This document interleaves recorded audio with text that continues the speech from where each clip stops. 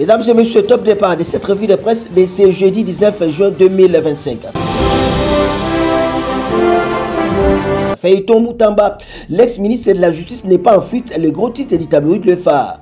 Pour notre confrère Constant Moutamba, ministre démissionnaire de la Justice et garde des Sceaux, tient la vedette de l'actualité au pays depuis l'éclatement de l'affaire du détournement présumé par ses soins de la somme de 19 millions de dollars américains destinée à la construction d'une nouvelle prison à Kisangani, dans la province de la Chopo.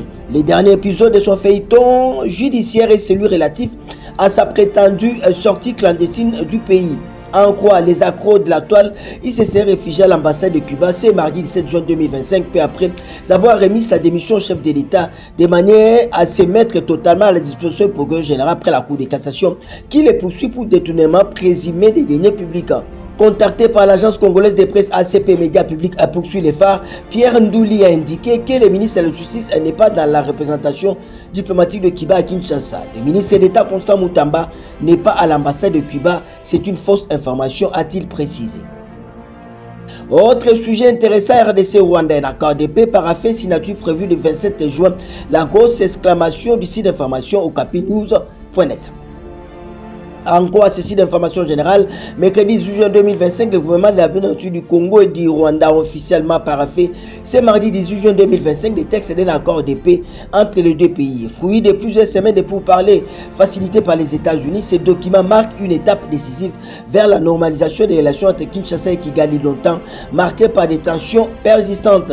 Selon Tina Salama, porte-parole du président congolais Félix Tshisekedi, l'accord comprend plusieurs volets essentiels, notamment le respect de l'intégrité territoriale, l'interdiction des hostilités, le désengagement et le désarmement des groupes armés non étatiques ainsi que leur intégration conditionnelle.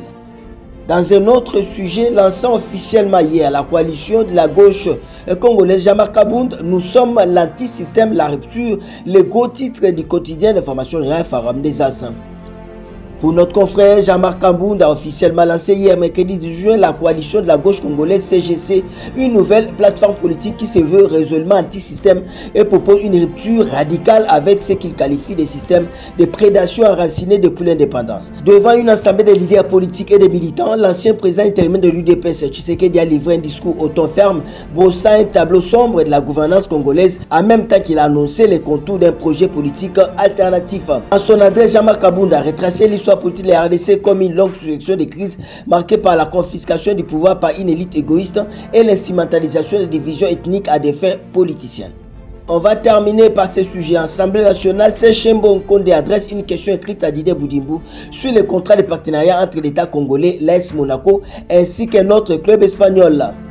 En quoi le site d'information générale pifo.net en date du 12 juin 2025, le bureau de l'Assemblée nationale de la RDC a réceptionné la question écrite de l'élu de Sakanya Chembo Nkonde adressée au ministre des Sports Didier Boudimbo Toubouanga en rapport avec les deux contrats de partenariat entre le gouvernement congolais et les clubs dirigés l'AS Monaco en France ainsi que des clubs espagnols. Sûrement expert en la matière, le double élu du territoire de Sakanya d'Aléo Katanga voudrait avoir plus de précisions en rapport avec ces deux protocoles d'accord signés entre l'exécutif national et les deux clubs. La signature de ces deux avenants a suscité beaucoup de controverses au pays quand on sait que le championnat national ne bénéficie pas d'un appui budgétaire du gouvernement congolais et que les sports en général ne bénéficient pas d'un soutien de taille de la République. Ça n'est donc fini pour cette revue de presse. On prend rendez-vous pour demain. Tous derrière nos phares d'essai, Bendele Koyate Congolais Téléma.